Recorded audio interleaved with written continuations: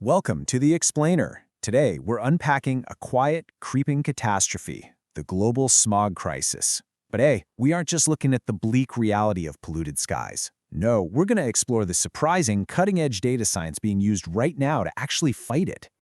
Okay, let's dive right into this. Take a look at this number, 14%.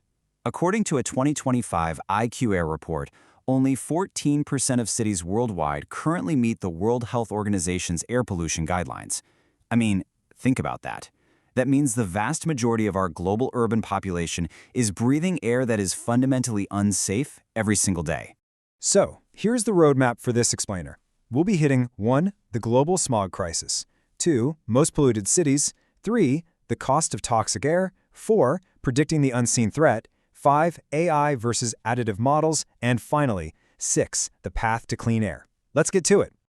Section 1. The global smog crisis, a worldwide emergency. It's really easy to think of smog as just kind of this nuisance, right? A hazy view out your window. But actually, the World Health Organization linked over 4 million premature deaths in a single year to toxic air. Over 4 million. This isn't just an environmental issue anymore. It is a severe global health emergency affecting almost 9 out of 10 cities on Earth. Moving on to Section 2. Most polluted cities, where the air is toxic. Notice the stark regional concentration here. South Asian cities are heavily dominating the top 10 most polluted areas in the 2025 rankings.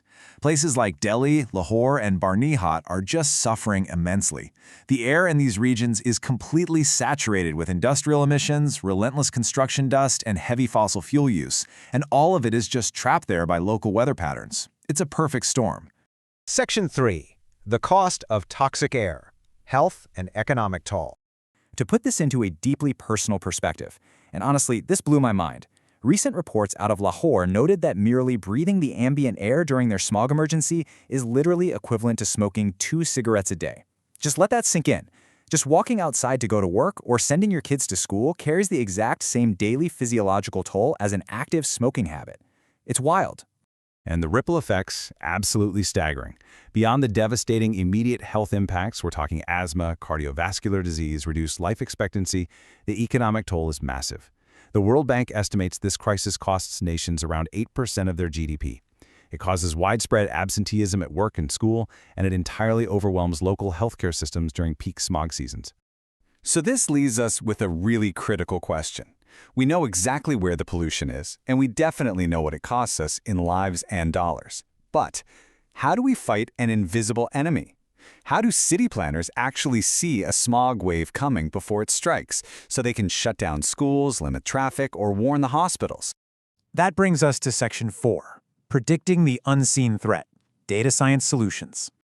A really fascinating new study from researchers at the National University of Computer and Emerging Sciences in Lahore set out to tackle this exact forecasting problem. Their study focuses heavily on predicting PM 2.5 and PM 10. Now, if you aren't familiar, these are fine and coarse particulate matter, incredibly dangerous, tiny particles that slip deep into our lungs and bloodstream. Basically, if you can accurately predict when these particles will spike, you can literally save lives. Section 5. AI versus additive models, forecasting smog spikes. So the absolutely crucial point here is, what kind of technology do we actually use to predict these sudden pollutant spikes? Well, the researchers set up a head-to-head battle. In one corner, they used heavy, deep learning models like LSTM and LightGBM. These are incredibly powerful, for sure, but they act like a secretive black box, meaning even the programmers don't always know exactly how the AI arrived at its conclusion.